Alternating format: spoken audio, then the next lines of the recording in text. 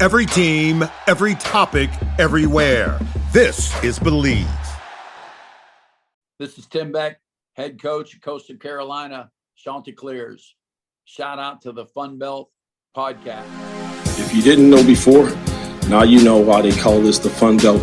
Very excited about the Sun Belt. You know, while other conferences have been breaking up, our conference has become stronger. The state of Sunbelt football is the strongest in our history. I saw FunBelt Conference, and I'm like, I don't know what this is, but I got to join the show. This sounds a lot of fun. Welcome back to the FunBelt podcast. We don't have any guests. You just have us tonight. Tonight, you got Dusty Thibodeau from the Warhawk Report. You got Shane Metlin from the Daily News Record. Guys, welcome. You know what? We're almost there. We're almost to Sunbelt Media Days, which means we're almost to football. But we're not even going to talk about football first, even though football is on our minds. What we're going to do is we're going to soft launch into football, talk a little bit about the Major League Draft. Thibs, did you see anything that you liked out of the draft? It was definitely a little bit of a shock. Third straight year that the Sunbelt had a day one draftee with Carson Roccaforte going to the Royals in round 2, pick 66 overall. I was the most surprised, though, that Tanner Hall and Levi Wells fell into the 4th round, thinking that they were going to be possibly 2nd or even 3rd round type of selections. Levi Wells, I think, was hurt more so of what he did in the postseason, not really able to get the Cats going up higher in the Sunbelt standings as well as into a regional. That was the difference. In addition to that, Sharkey from Coastal Carolina, he's gonna be an O. He's gonna be an Oriole. Gotta love the good old Orioles. They're surging. They're great. Yeah. Most importantly, though, it's a love-hate relationship. Nick Judas, 8th round draftee to the damn Yankees. Why? You know, the Yankees have a right to choose people. And sometimes they're going to choose Sunbelt guys. I'm sorry, Thibs. You're just going to have to accept it. No, sir. That's not true. In addition, I mean, I mentioned Levi Wells going to the Orioles as well as Teddy Sharkey. The O's also picked up 2 other FunBelt players, getting Zach Fruit, the pitcher from Troy, as well as Matthew Etzel out of Southern Miss. So Zach I guess we all got the best name in baseball, right? Zach Fruit. Oh yeah, exactly. But I guess we all got to trade in our school colors for the Orioles. So make sure you're getting that orange and black hat ready there, Shane. It's not going to happen for me. I'll continue to support ODU kind of functioning as a high A team for my Royals. That helps me out with my with both my Sunbelt and baseball allegiances there. ODU with 1 draftee, Sam Armstrong, but he went to my Cubs. Yeah. Wait, your Cubs? Wait, what do you mean your Cubs? What is this? My Cubs. Oh my God. Oh, if I had known that, I wouldn't be on this podcast. You're not on this podcast. We just merely cut you in. Is my mic even on? No. That makes sense. Overall, though, Sunbelt well represented in the Major League Draft. Highest in the G5. Oh, good. Trailing only the likes of the SEC. So bastard. Take it, Jeremy. I know you said that there's no G5 in baseball. No, I never said that. I said there's a G5 in baseball and basketball. There's a G5. We can go. We can have this argument some other time, because every time we have this argument, it gets passionate, right? Like if you argue about a G5 in basketball, there's always going to be some clown talking about the Big East. I don't give a shit about the Big East. I'm talking about the Group of 5. Okay. But look, you got me talking about this, Thibs. We're not even supposed to be talking about this. We're talking about Major League Baseball. That's all I got for you. I mean, what more do you want? Did you watch the home run contest? I did not, but I definitely watched the highlights of that kid taking a ball to the beak. I was very, very proud of Vlad for smashing that kid. Head on a swivel. You got a glove. Use it, kiddo. I only saw the impact. I did not see the aftermath. Is the kid okay? Was there blood? Was he unconscious? Irrelevant. None of that's relevant. Okay. I didn't see a lot of news stories about heroic kid in a hospital, so I just assumed that everything was okay. How about the All-Star game? Shane, do you watch the Major League All-Star game, especially with them all wearing the same outfits?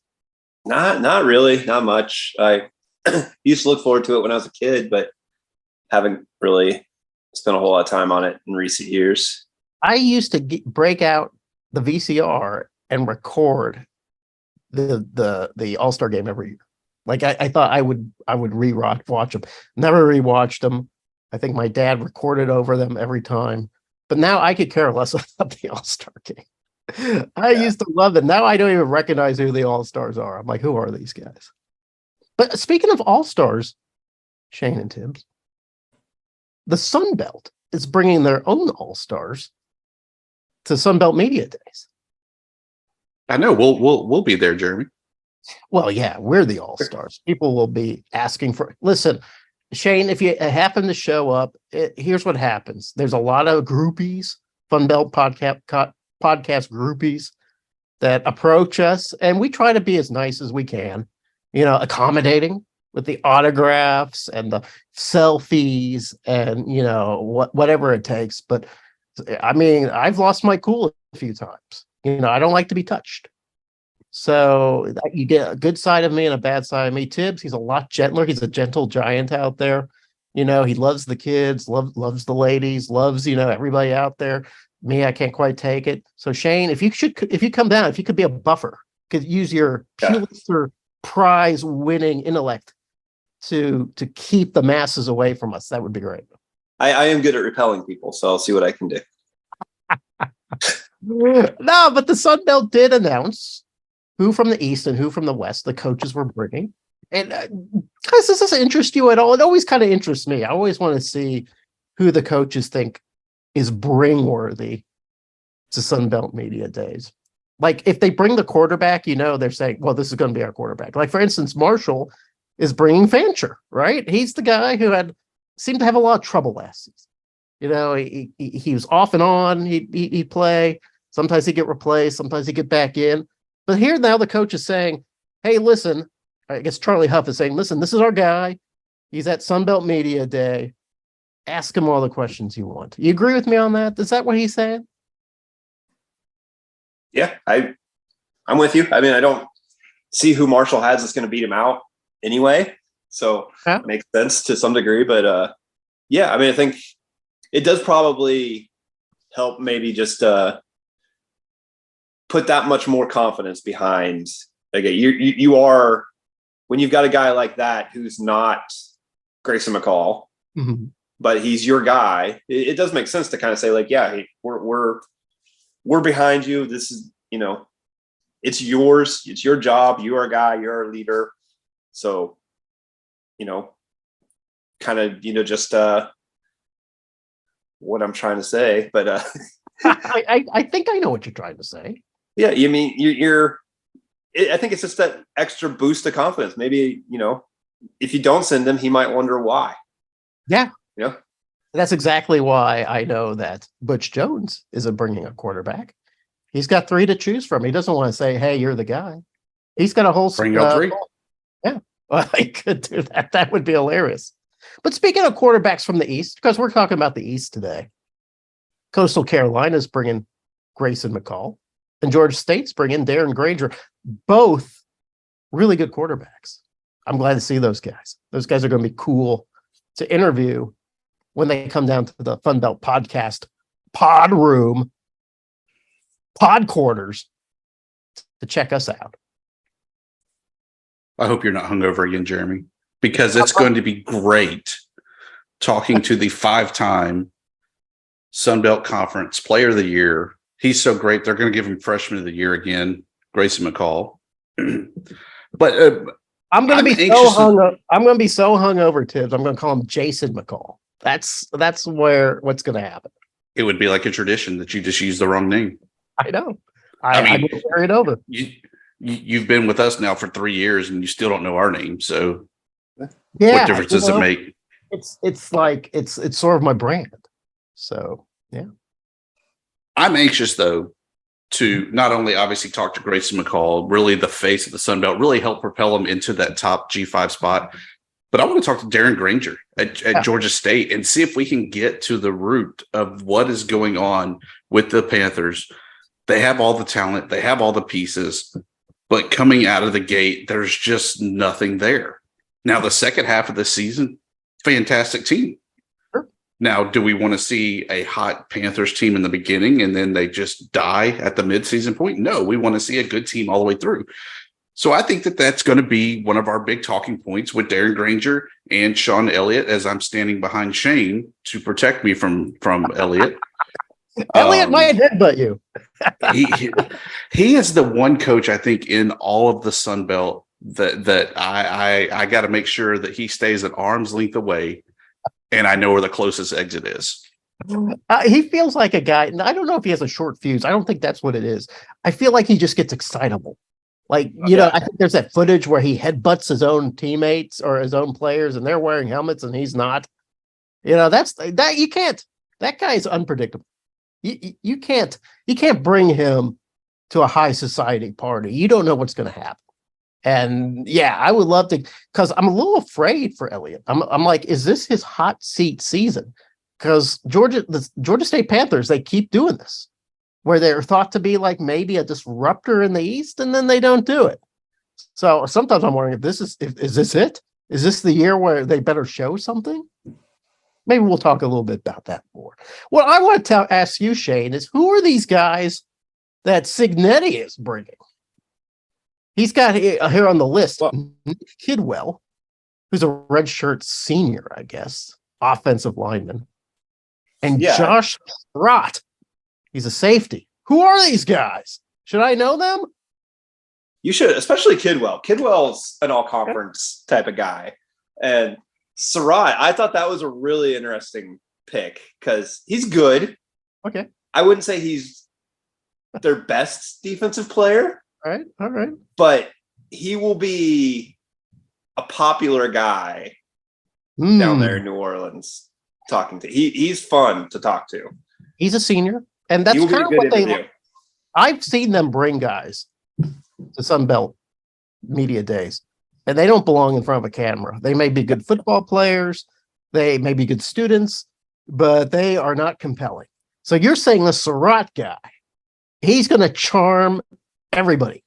Yeah. I mean, you may ask him about, coverage packages and end up hearing something about like his favorite hip hop group or something like that. But like, it'll be fun. It'll be a fun interview. And they finally, he is listed as Josh on the, on the list of players coming.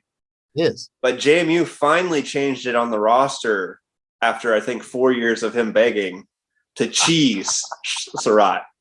He goes by Cheese. Cheese. So if you come up to him and call him Cheese, you'll probably score points with him right away. All right, Thibs, are you writing that down? No, just a mental note. And I think something like that, I will definitely remember things like that.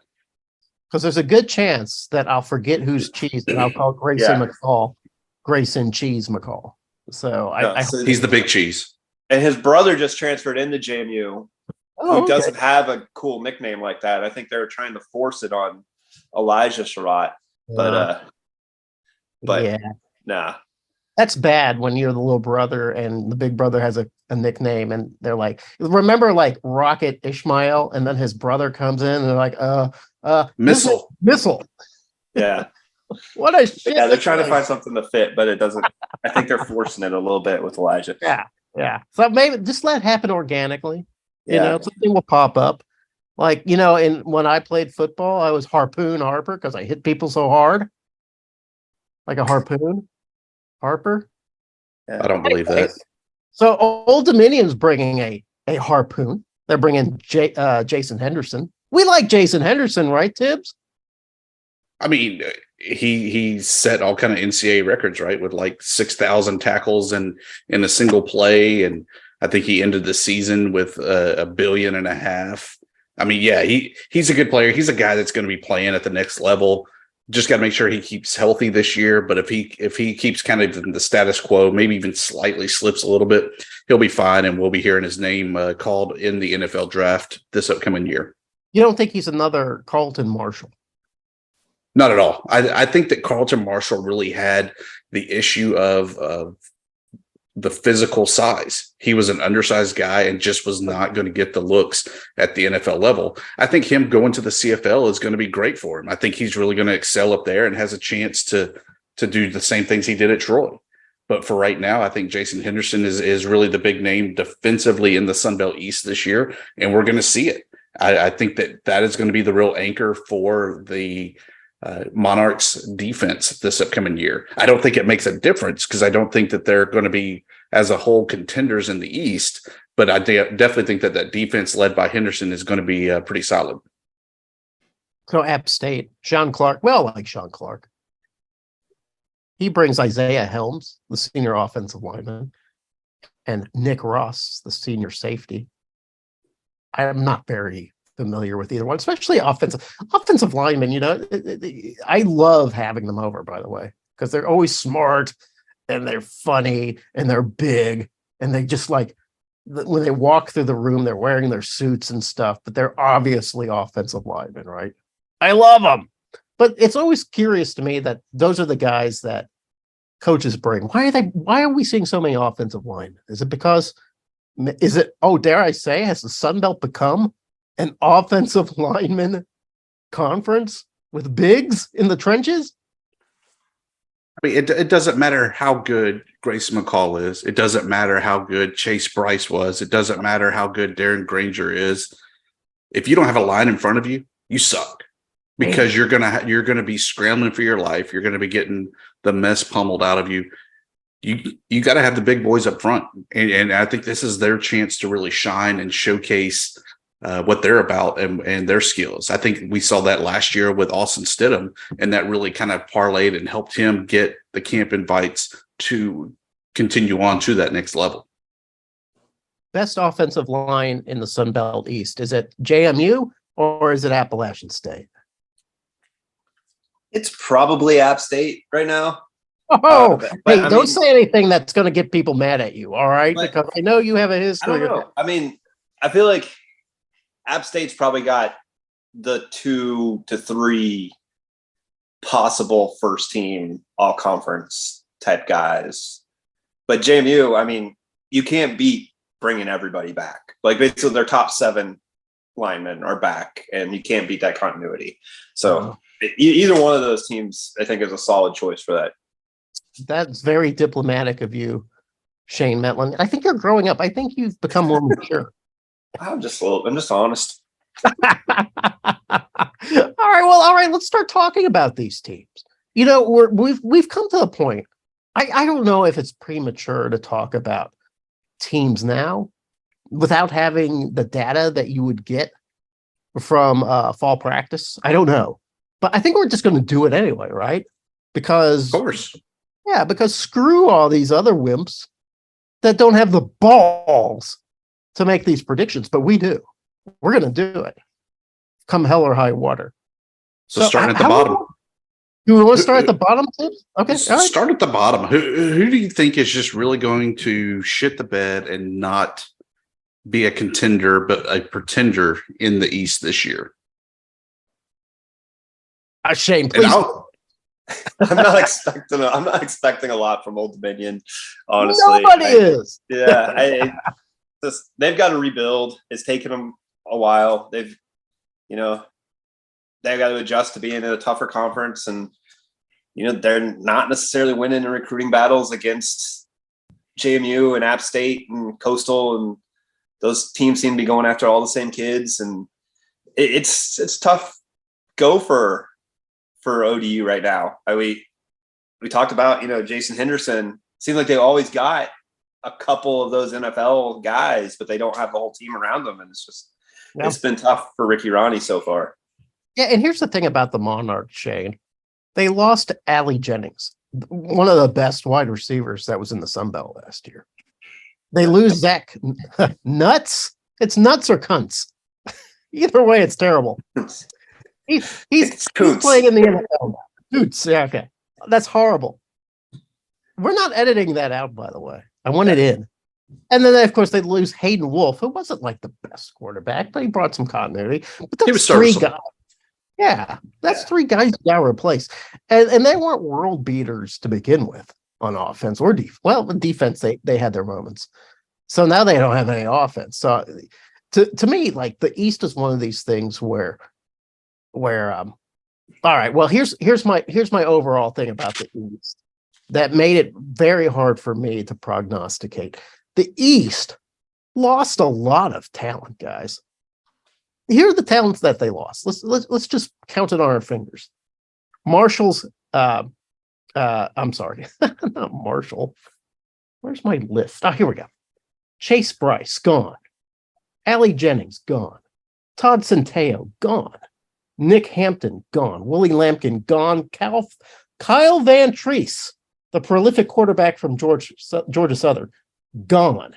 Kalen Laborn, gone. These guys were incredible talents, and now they're out of the East. They're just vanished. How do you replace all that? To me, it makes it very hard to figure out who in the East is going to be good. But it seemed like the consensus was that Old Dominion was not going to be good. Yeah, well, you mentioned all those guys. A lot of them, there's somebody else on a lot of those teams. Like, Khalil Laborn. Okay, yeah, they've got another guy. Those quarterbacks that are lost, teams brought in transfers. ODU, they lost Hayden Wolf and Ricky Ronnie when they had the spring teleconference. Basically promised there was another transfer coming in, and unless I've missed it, that hasn't happened yet. There looks like they're going to go with Grant Wilson, quarterback who played at Fordham. Unless you were a star at Fordham, I don't see you coming into the Sun Belt and getting the job done. It's just, but then again, you never know. You never know. Yeah. Just be an awesome quarterback. But yeah, you're right. So you're right. Old Dominion didn't make the moves that you would normally expect to see in the offseason, and they're going to be paying the price. At the 6th spot for me, I actually have Georgia Southern because I think that the loss that they had of Kyle Van Treese and what they did last year was a year ahead of schedule. And I don't mean that this year they're going to be even bigger world beaters. Yes, they went to Nebraska and put them out of their misery. But I feel like this is the year where we kind of see what Georgia Southern under Clay Helton is really like. And I'm not saying they're going over, so stop the hate mail already. I'm saying that they're a 5 or 6 win team.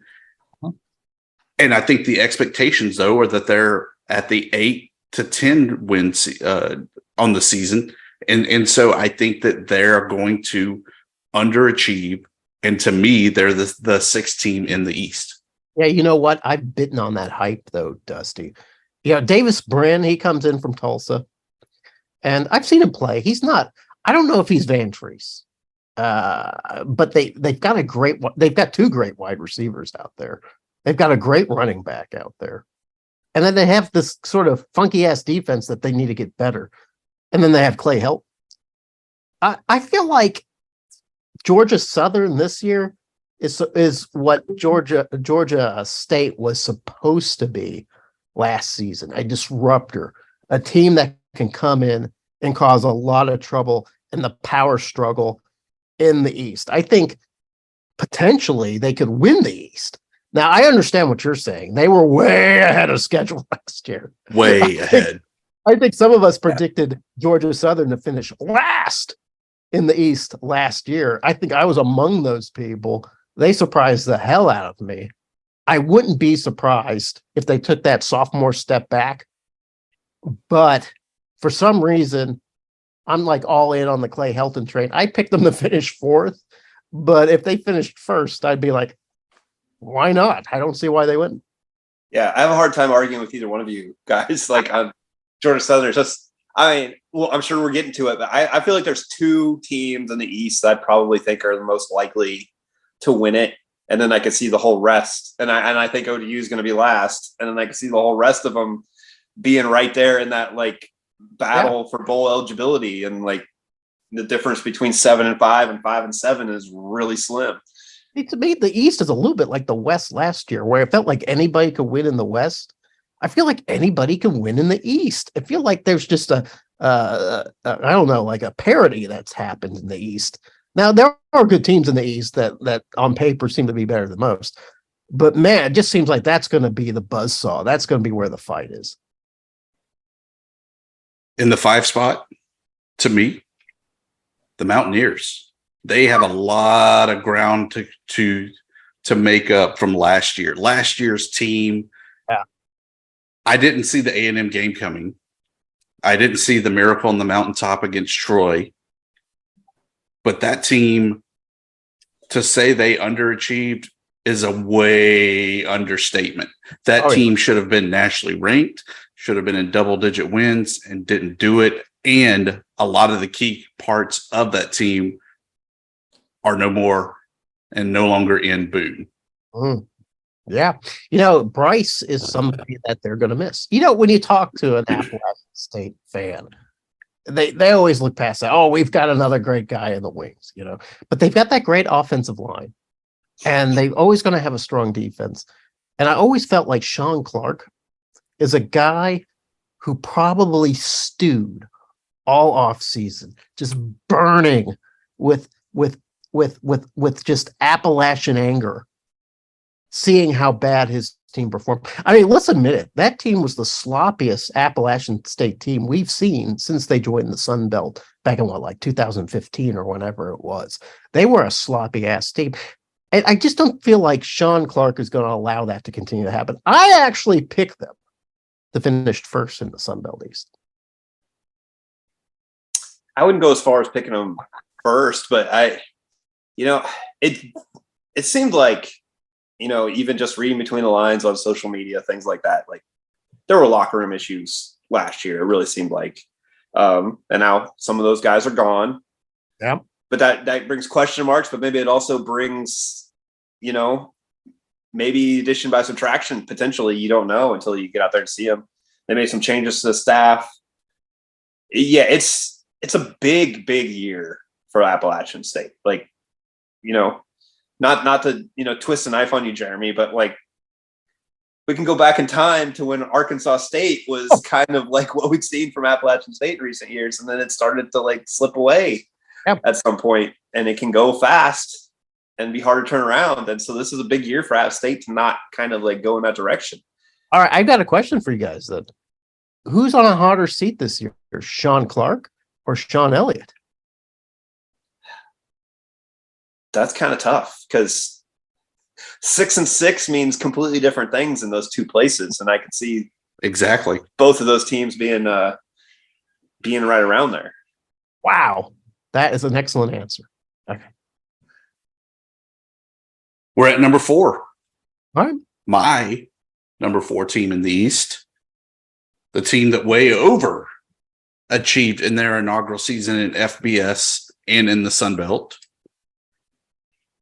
The Shane Metlin sponsored James Madison Dukes. They were great last year, but we had no expectations coming into the season to know what we were getting. And then once we saw them, we were like, they're fantastic.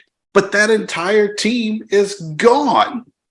So what does Kurt Signetti do in the recruiting as he faces again that sophomore season? Is it a step up, the status quo, or is he going backwards? Here's one thing that, like, I had done just like I did this year, I had done my preseason ranking before Sunbelt Media Days, and that was before I met Signetti. And I remember Signetti got up at you probably remember this too, Thibs. He got up at the podium and he seemed pissed that his team was selected last to finish last in the East. He was like kind of grumbling, we just won our division or our conference last year, and we've always been in the mix for national championship. So I don't know what else we have to do. You could tell that he took that personally. And so ever since then, I've been like, don't underestimate Kurt Signetti. That being said, Yeah. The JMU's got some issues. Sure. You know what? How much of that success, by the way, was Todd Centeio? That guy was incredible. Replacing Centeio, who knows? Is it Jordan McLeod? He's a dual threat from Arizona, 2-star recruit. I don't know. He might be the guy. You're losing Isaac. I'm going to mispronounce this. Ukwu. Yep. He was outstanding. He transfers out. He was a Sunbelt first teamer. He's still got some. Listen, that offensive line is still great. There's still good guys on the defensive line. But maybe if anybody's going to have a sophomore slump, it's going to be James Madison. No longer having that big chip on their shoulder, having already proved that they belong. I could see a little bit of coasting happening. And fourth might be where James Madison belongs. I mean, to me, it sounds way too simple to just put it all in the quarterback. But if they get another Todd Centeio season out of the next guy, probably Jordan McLeod, then I think they're going to win the East again. Honestly, there's not too many places where I don't think that they had talent, that they either had talent waiting to step up or they didn't replace it in the transfer portal. That other than, quarterbacks, the question, and I think you got to give Cignetti the benefit of the doubt with the quarterbacks. Like he comes to JMU, he takes, a Ben DiNucci who put up poor numbers the year before under Mike Houston. He coaches Ben DiNucci. Ben DiNucci goes to the NFL. Then it's, Cole Johnson the next year replaces DiNucci. He was a former walk-on, becomes the best quarterback in the FCS. And then after that, it's Centeio. Average numbers at Colorado State, too many turnovers, comes to JMU, works with Cignetti and Tino Sinceri, the quarterback coach, and is the offensive player of the year. If he does it again with the fourth guy, they're going to be really, really good. But is it Jordan McLeod? Can you count on that happening year in, year out? I don't know. I mean, a lot of that's the coaching's obviously great, but it's a lot of that's on the kid too to come in and get the job done. I tell you what, Coach Cignetti, if he hears this podcast and hears me besmirching JMU, he will put out an invisible cigarette into my eye. I know he will. He just has that sort of intensity about him. Like he'll break my thumbs.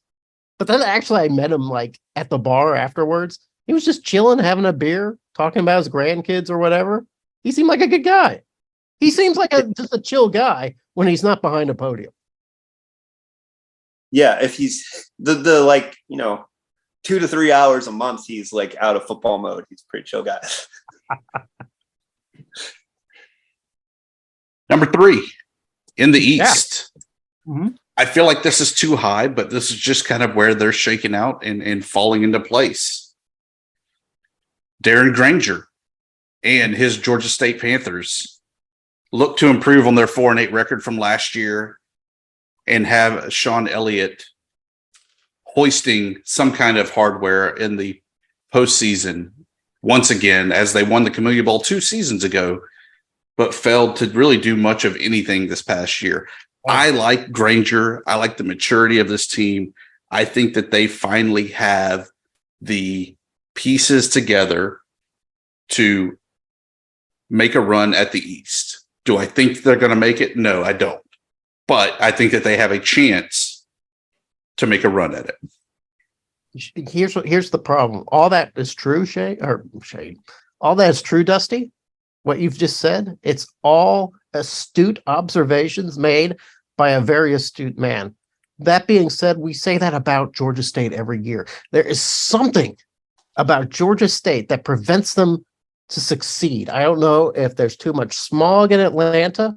I don't know if they party too hard the first weeks of the season over there, but they never seem to get the ball rolling soon enough to make a real impact on the Sun Belt. And I love Granger. Granger is a great quarterback. He is somebody to really fear if you're playing Darren Granger. The guy can run, he can throw, he can do everything. that defense wasn't good last year. I don't know if it got any better this year. I think of all the people in the Sun Belt who might be in some trouble, it might be Shawn Elliott. Everybody likes Shawn Elliott. He seems like a great guy.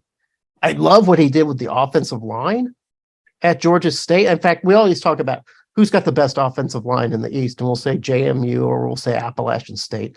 But man, Georgia State puts out some really good offensive linemen. They've got a great one this year. So what is preventing Georgia State from winning the East? Thibs, I don't know. But there's something, and I'm not going to put any faith in them until they show me something. Back me up on this, Metlin. Hey, I'm more with you than I am Dusty, I think, on this one. If I was like, I'd probably have them closer to 6th than 3rd, honestly. Just kind of with you, like, yeah, show me something before I like put too much faith in you. Not that it would surprise me if they were more middle of the pack, but it's just yeah, there's a lot of, Granger's coming back and he's great, but there's a lot of new faces, other places they got to integrate into it. You talk about the offensive line. Yeah, they seem to do well there, but it's a lot of new guys starting for them. Yeah, not super high on Georgia State right now. So we come to the top 2. Okay. There's a reason that I picked my number 1 team over my number 2 team. And again, this is my bias poll. Okay. My number 2 team, the Huff Shuffle of Charlie Huff and the Thundering Herd, 2nd in the East. I think that they have another great year, though. I think that they go to a bowl, they go postseason. They might even have another big upset win this year. But if we don't know how Cam Fancher is going to play, that is one of the wild cards in this. I think the other wild card and the little bit easier path, less resistance for the number 1 team, obviously being Coastal Carolina, they don't have to play Troy. They don't have to play South Alabama on the crossover schedule. They have an easier road to winning the East than Marshall does. And isn't that always the story, Thibs, with Coastal Carolina? It always seems like they have the easiest schedule known to man, whether it's their OOC or this year it's their conference schedule. There's always something that seems to play right for Coastal Carolina. Maybe we need to open an investigation and get old Commissioner Gill on the stand, because we need to figure out why there's so much difference paid to Chanticleers. But your point on Marshall is correct. I love that Rashid Ali is coming back. I would love to see him in the Sun Belt have a full season. He was my preseason guy last year. I couldn't wait to see him in action. And then, he was gone for the majority of the season. And they ended up having another running back do very well in his stead. And now he's back. He's going to be the man. I don't know. Does the Thundering Herd shake that all off and have that great season? They beat Notre Dame, and you think, was that their curse? Beating Notre Dame? Have they shaken off that curse? Have they shaken off that malaise? Are they going to survive in the East? I don't know. I don't know. Are we pairing Coastal Carolina and Marshall in this? Because I want to talk a little bit about Coastal too. In that, no. So here's the last thing that I have, at least on Marshall, before I give it to Shane. We talked about scheduling and how easy it is for Coastal. It's the complete opposite from Marshall. They have road trips going to South Alabama, to Coastal, and to App State this year. That schedule would probably be my hesitation about making Marshall number 1. But if I was making my own rankings, I probably would put Marshall number 1. I think they can win a lot of games if Fancher is even an average to above average quarterback. He doesn't have to be great. They won a lot of games with him starting last year when they finally just made the switch, went away from Columbi, who was supposed to be the guy, and just was kind of for them. Okay, but not great. I think the way they can run the ball, as good as that defense is, if he just manages the game well, they're going to beat a lot of teams. But like you said, going on the road to like App or South Alabama, those aren't going to be easy places to win. It doesn't Charlie Huff bringing Fancher kind of say, hey, listen, I have all the faith of all in this guy. Yes, faith was the word I was looking for earlier in earlier in this broadcast. Yeah. I have faith. Yes. I have faith in Fancher. Yes. I guess we'll have to see, but I guess we'll have plenty of questions for Fancher when he comes in. So Coastal then, Thibs, they're your number one. Preseason East champions. Tell us why. I think really as the voice of the Shants has told us so many times, QB1. I think he's the real difference maker. I think that they got Sam Pickney back for another season, as well as running backs Braden Bennett and Reese White. They're a complete offensive threat. And honestly, it doesn't matter how good or bad that defense is. They're going to outscore you and win games that way. And they have a pretty good defense, not taking anything away from that side of the ball. Also they had a kind of a fascinating pickup over the offseason. They ended up picking up Kane Barong from Notre Dame, the tight end, former 4-star recruit. Could he be the next Isaiah Likely in McCall's offense? I don't know. Maybe. I mean, that might be asking too much. But I remember last season, at this time last year, no one knew if McCall was going to be even fully recovered. He had a couple injuries that happened in the season previous. He was still rehabbing from those. Now he's got sort of a different issue coming in. He with Jamie Chadwell leaving, and actually that's what gives me the most pause, is that Jamie Chadwell left. They kind of left maybe monetarily for more money, of course, but in a way it felt like a lateral move to Conference USA, to Liberty. It felt to me like maybe he knows something. When you see a coach do that, sometimes they leave while the getting's good. And then Grayson McCall wanted to leave too.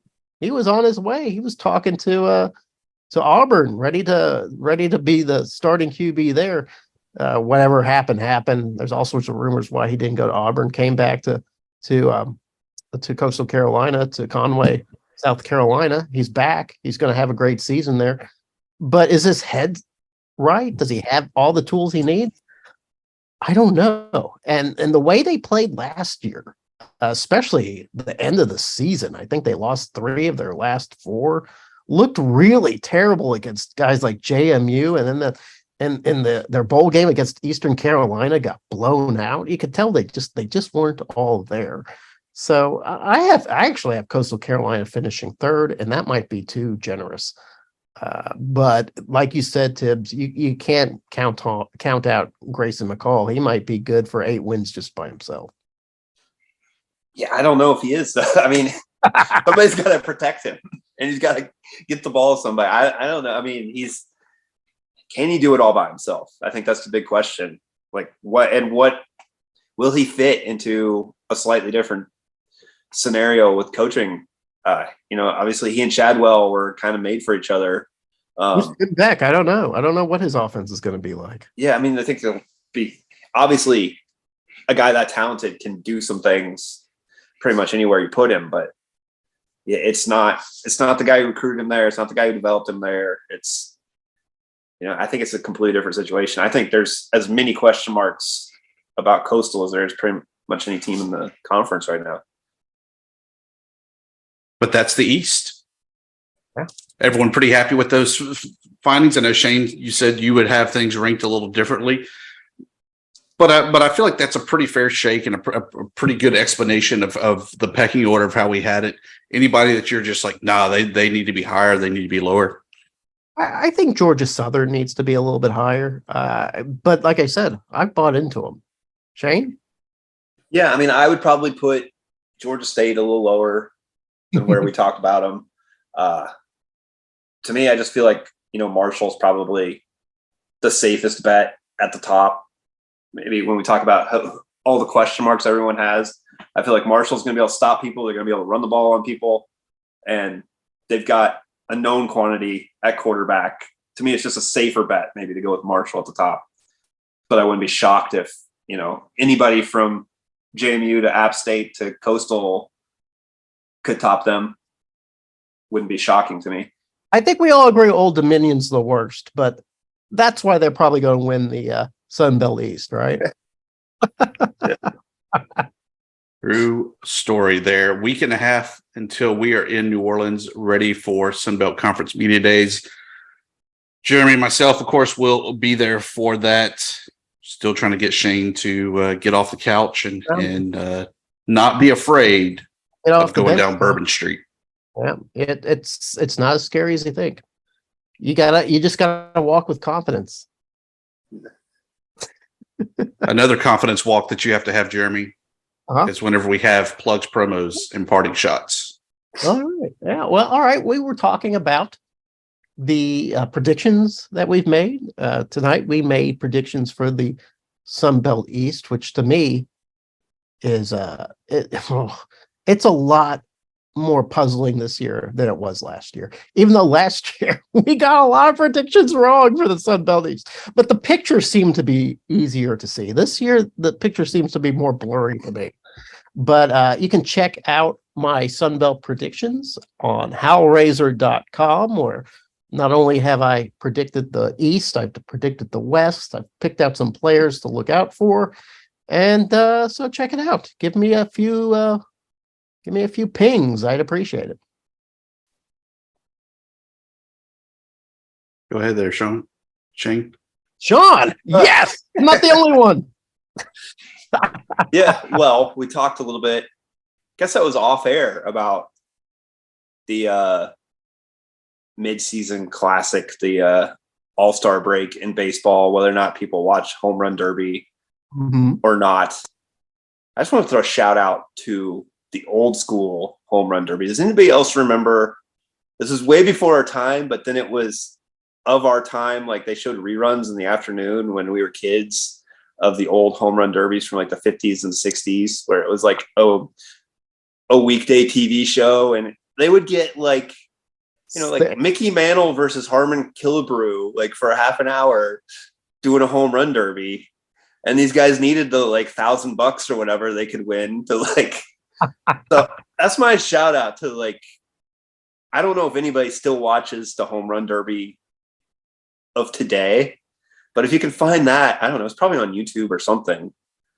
That show was actually really cool, really fun. See the stars of, our grandfather's days play. It was, see their personalities. Like, you don't really know that much about like what Willie Mays was like, because, he didn't have Twitter when he was a player. That's like your one, like sort of like look into like what some of these guys that are in the Hall of Fame now were like. And it's pretty cool if you can like find that. Yeah, that's funny. You really have to dig deep into biographies to find out just who were dicks and who wasn't. Like Ted Williams, for instance. That guy was a real card. So, but his public persona was that he was the splendid splitter, just a one of the best hitters that you'll ever see, and World War II hero. And then he's kind of a weirdo out of uniform. But yeah, I love that old footage, and it's always like Dick Long and some other guy, or it might be Willie Mays, and the winner won like 5-3. Now you got hit like almost 100 home runs to win, which is crazy to me. It's been a few weeks, but the Sun Belt Conference continued to dominate the professional ranks as the USFL's Birmingham Stallions, led by running back CJ Marable of Coastal Carolina, claimed the trophy. I love the USFL, maybe not as much as CFL, because I love the longer fields, unlimited motion. It's a great game. Got to jump on board. NCAA needs to adopt getting that 12th guy on the field. Would that be cool? I wish that I could get enough bandwidth to get involved in USFL and XFL and all these other and Canadian League, all these other places, because football's football. It's just fun to watch no matter what. If it pops up on ESPN and you just happen to be watching it, you never regret it. It's always good. So I wish luck to these other leagues. I hope they pan out. I hope they become very successful, because I think there's more room in the landscape than just NFL and college football. For Dusty Thibodeau, Warhawk Report, Jeremy Harper, HowlRazor.com, and Shane Metlin of the newspaper that Jeremy can never say, the Daily News Record. This FunBelt podcast. We'll be back next week as we talk about the most important division in the Sunbelt Conference, that, of course, being the Sunbelt Conference Western Division. And, guys, I have a dark horse for that next week. Oh, we know it's Boob Cats. You can tell us.